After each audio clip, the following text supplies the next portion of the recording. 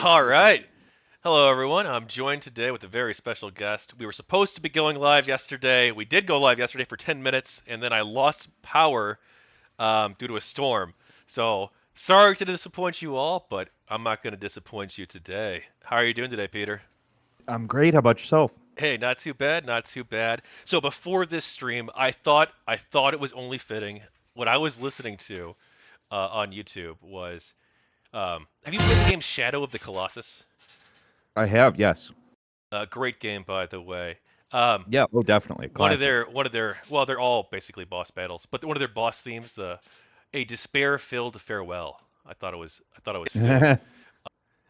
Anyway, so Peter here, you used to be opposed to GamerGate. You fought against the GamerGaters for years, but you've come around and changed your view. I want to start with where your story began with this. How did you find out about GamerGate, and what made you pick the anti-GamerGate side in the beginning?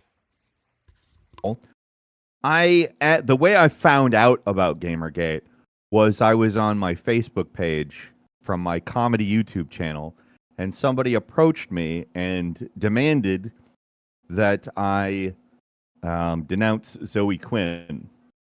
And I'm not one to take too kindly to demands to denounce people generally. Um, I don't, it doesn't really matter. It's not partisan. So I took that as this is a harassment campaign. This is I've been through this. I've seen many since. I'm often called to denounce people that I just refuse to denounce because there's no reason to denounce people. It's certainly fine to denounce what people are saying. I generally try to avoid not saying or denouncing somebody just because people are asking me to denounce them, though. Um, but anyway, that was kind of my introduction to it. The first thing I got was, and I asked questions of this person. They contacted me through the chat function on my YouTube page because I stupidly had that open. But I asked them questions to, what's the problem with this person, and they didn't have any good answers. They didn't really have anything other than this person is evil. Um, they're they would say things like they were a slut. They would say things like, et cetera, et cetera. I I don't respond. sorry, sorry, throat dried out there. Um, I don't really respond well to sort of baseless stuff, and I would say that that colored how I saw Gamergate just from the get go because that was my first experience with it. Was basically a badly prepared, informationless person demanding I denounce somebody. And I had been through a couple of years earlier a big thing with Gawker saying that I had made up a girlfriend. That, it was me being catfished by somebody. And, I knew what it was like when a bunch of people were saying something without any real information about the thing. They weren't talking to me about it. They weren't looking at it from any investigative angle. They were just denounce, denounce, denounce. You need to attack this person, etc. I had experienced that.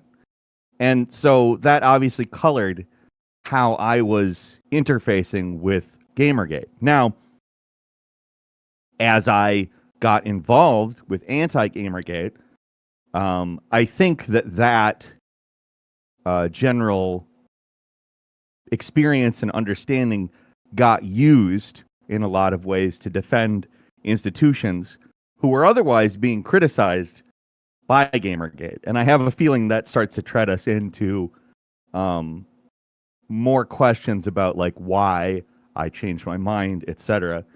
So I'll try not to get too far into that if we're talking about my experiences with that.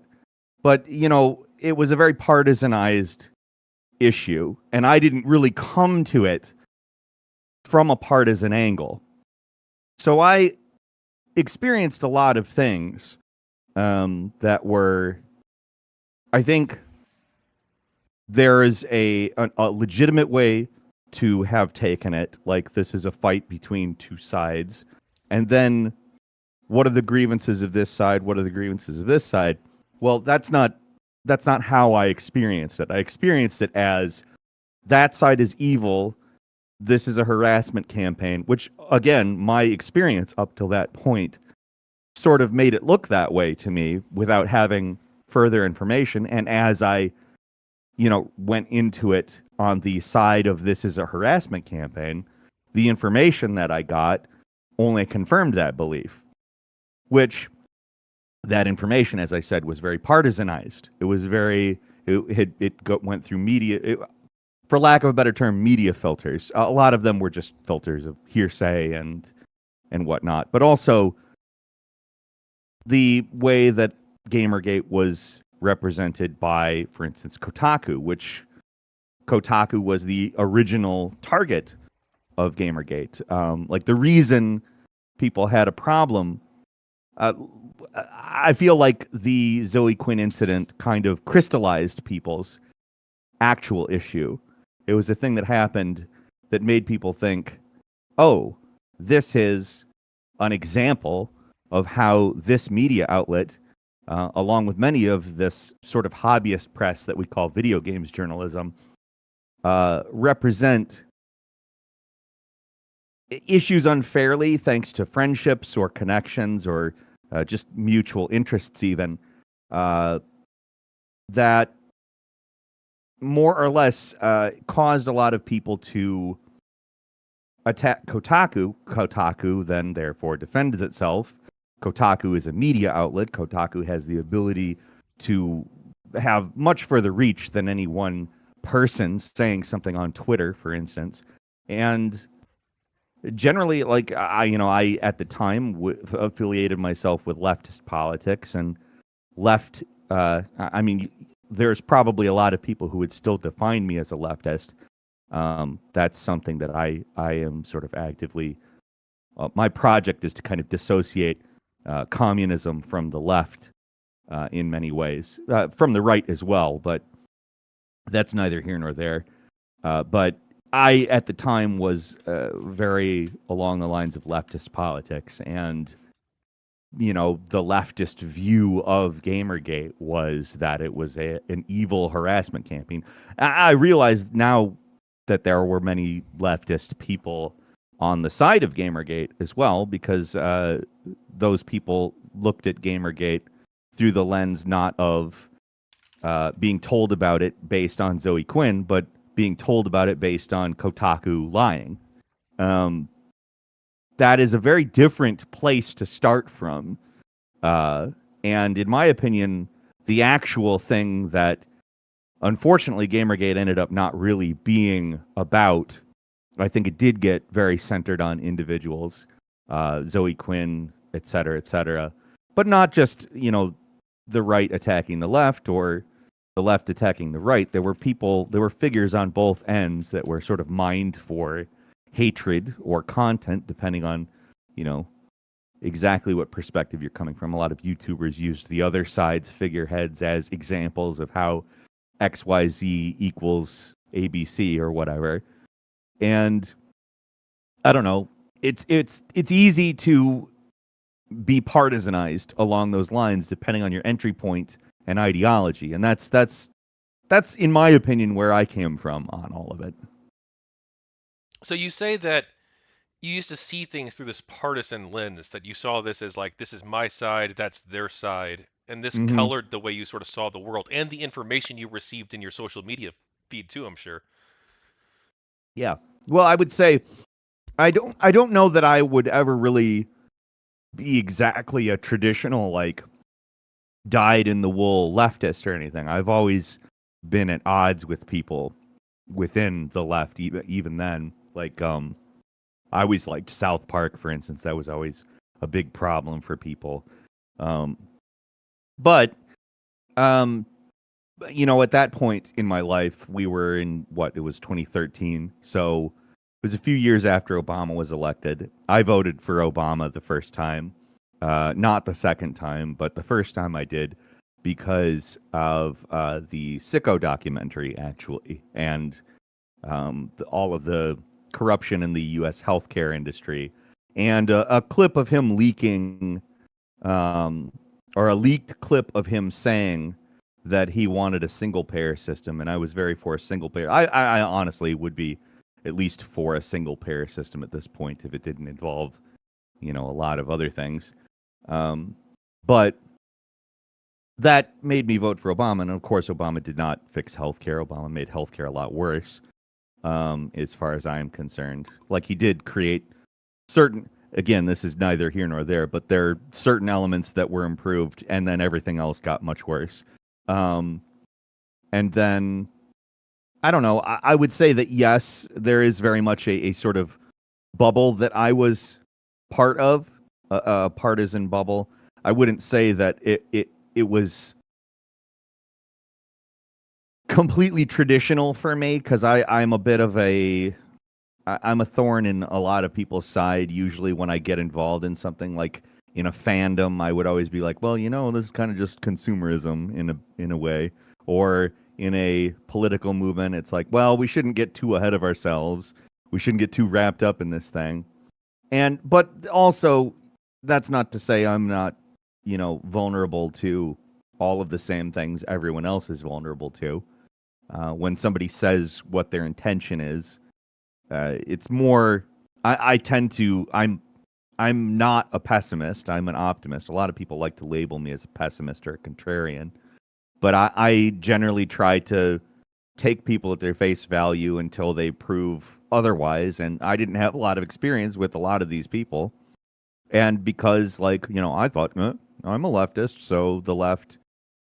These people must be good. They ended up, in my opinion, proving that wasn't necessarily the case. But you live and you learn. So you said that you didn't know that there were leftist people within GamerGate? Not really. I would say,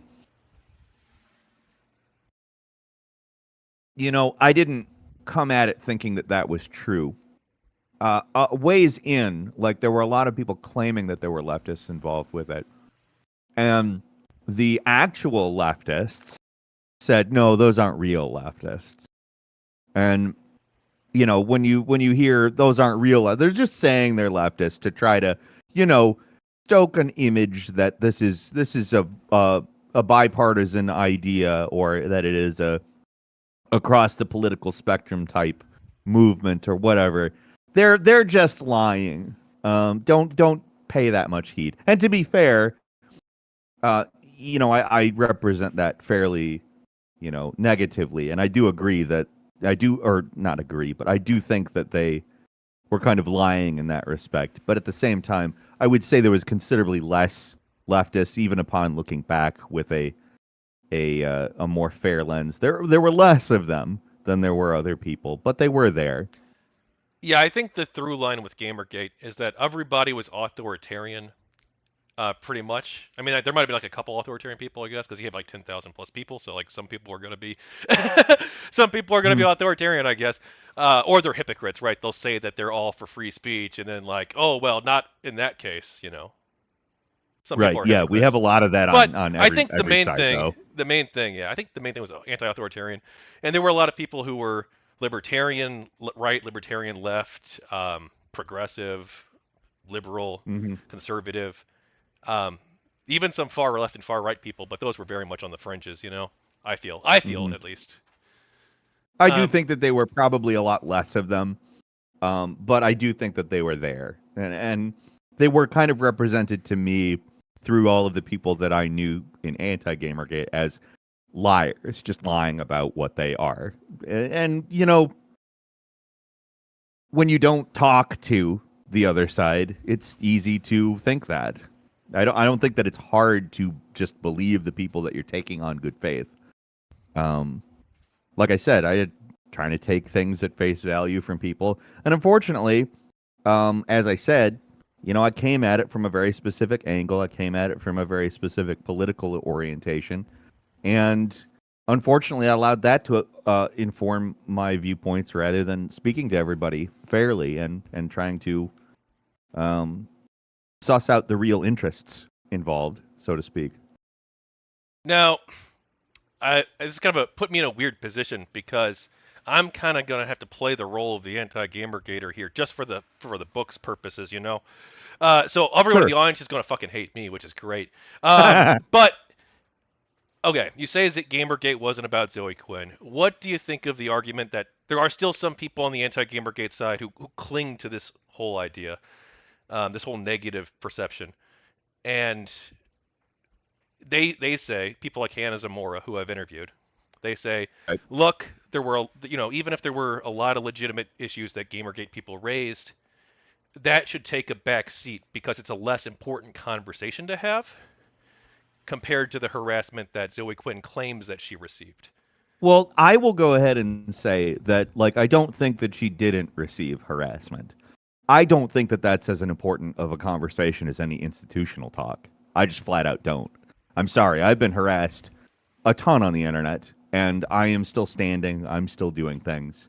Um, like, there are people probably who will ultimately listen to or read this that have harassed me, and that's fine. I'm okay with that. I am perfectly welcome with talking to those people and working things out, or just at least coming to some kind of understanding. Like, I'm a person who wants to find what is alike more than what is different, and I don't think that the conversation of harassment is it's not as important as the institutional conversation, unless as a part of the institutional conversation, because the hype focus, the hyperfixation on individuals like Zoe Quinn, did lead GamerGate away from its actual grievances, its actual causes of the problems that the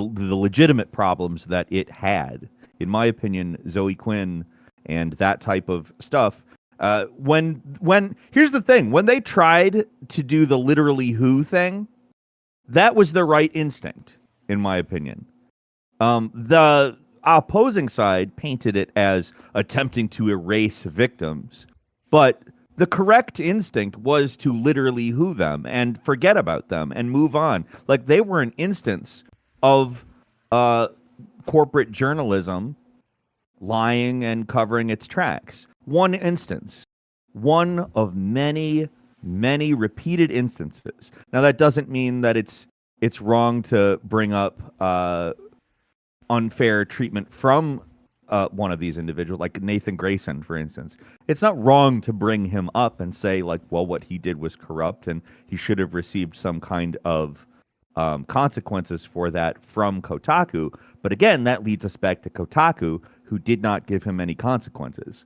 In my opinion, like, when you bring those folks up, they are as instances of problems that are ongoing I mean, you can still see them today. They may be um, less spectacular, so to speak. There's no sex in a lot of them. There's no,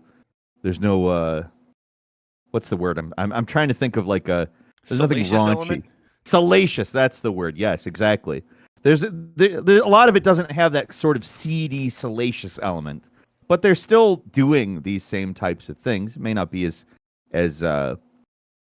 as interesting to talk about immediately speaking, but it's not like she was the only instance of uh, a journalist working for Kotaku or any other gaming outlet that has done things based on, friendships or connections or whatever. That's Right, just and it that's a thing that's gone on as long as journalism, in fact. and to point out, like, too, that at the time, during before like the Gamergate hashtag was even used, during this 2 week sort of pre-Gamergate or whatever you want to call it period, there were a bunch of other ethical violations that were uncovered at the same time, like including another one Mhm. involving Nathan Grayson, though that one's not 100% proven. Like, I wouldn't convict him in a court of law, probably, Mhm. based on what I've seen, but it looks really bad with him and Robin are not. Mm. And then there's also the Gone Home review at Polygon where the they didn't disclose that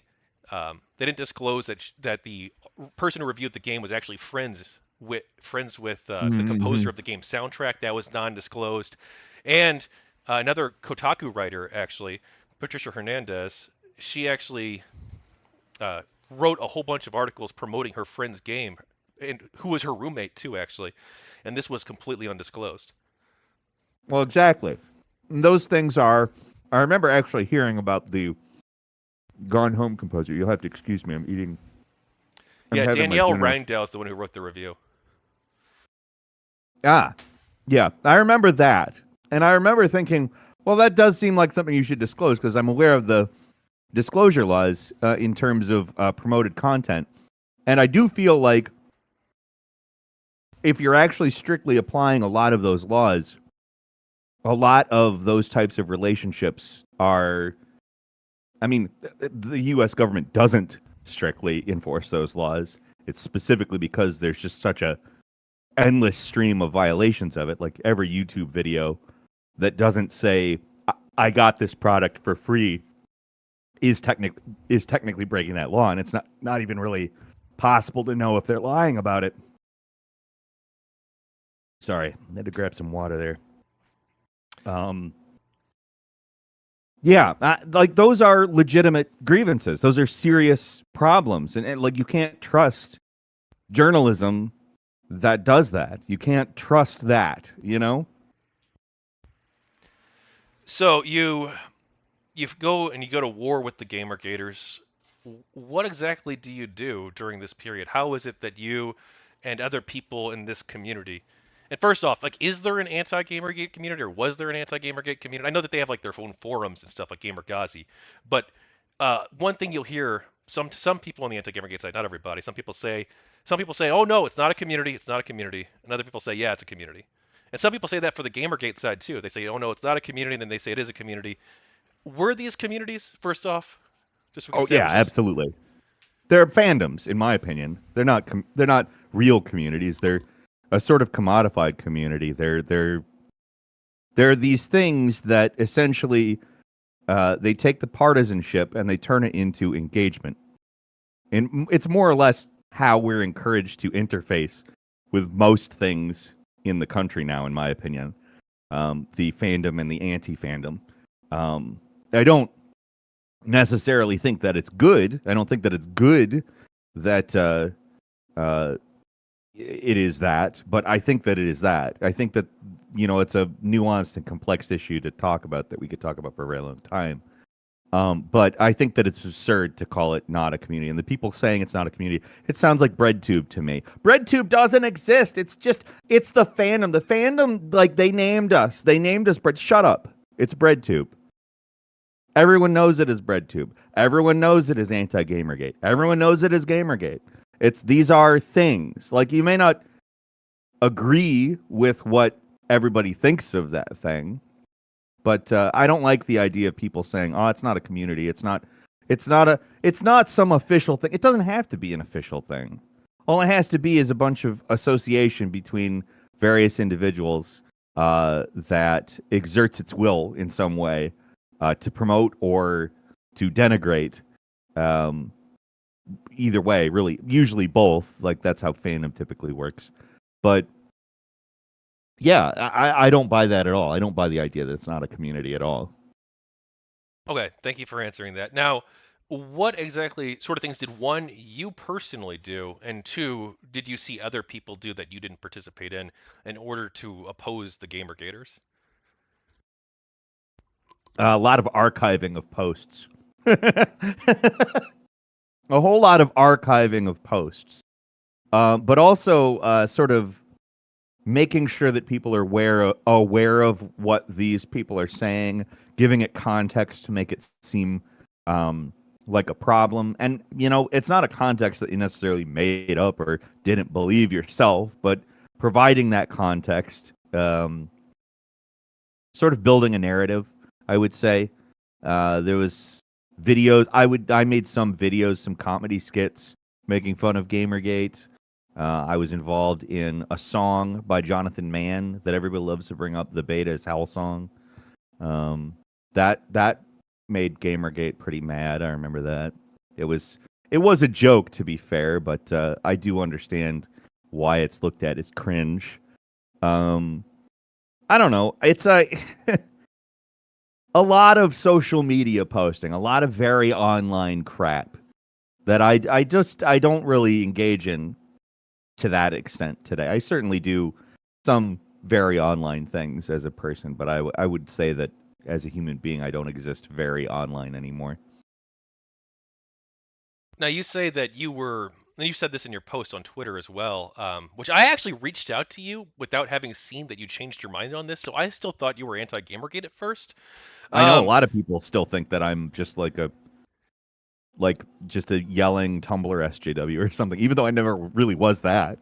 Even well, so actually, let's talk about that real fast before we jump into the institutions part, because so people on the pro Gamergate side, you view yourself, even when you were anti-GG, you viewed yourself as more of an independent thinker.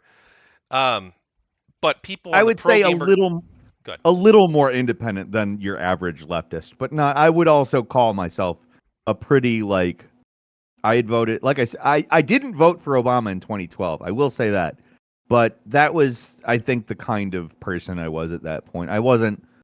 I wouldn't call myself as informed as I am now. And Gamergate and some of these revelations that I had about the various people that I was associated with as an anti-Gamergater actually informed a lot of my critique going forward. So did the Gamergate people perceive you as being unreasonable, as this blue-haired Tumblr SJW, as you say? I'm sure they have because that's the view of me that has persisted. So I'm sure. I think that the GamerGate folks were a lot more effective at branding, so to speak, and they definitely branded me that. Um, I certainly have I've dealt with people who have that preconceived notion of me more than enough since then, and I must believe that's where it came from because, um, I mean, I don't have it up anywhere, but I have like comedy skits that I would easily be canceled for nowadays. Um, from back when I was even in that era, like stuff that people would really not like. That wasn't necessarily just anti-Gamergate or leftist, but I don't know. I definitely had a perception that was foisted on me that sometimes also out of spite I would indulge. I will say that. Um, I think that was probably a mistake personally. I've indulged a lot of bad images of myself on spite, not just that one, and not just with them, but that's the one that really stuck. There are people today that think I am. They see my you know that picture you used of me in the thumbnail for this. Yeah. They think my hair is blue there. My hair is gray. My hair is gray as hell. It started turning gray when I was 16, and people think that I'm dyeing my hair blue, and it's just not true. I did do it one time as part of an American flag thing, but like I think that's not quite the blue hair that people want to claim it is. If it's part of the American flag, you know. You're a super Trump patriot. I wouldn't call myself that, but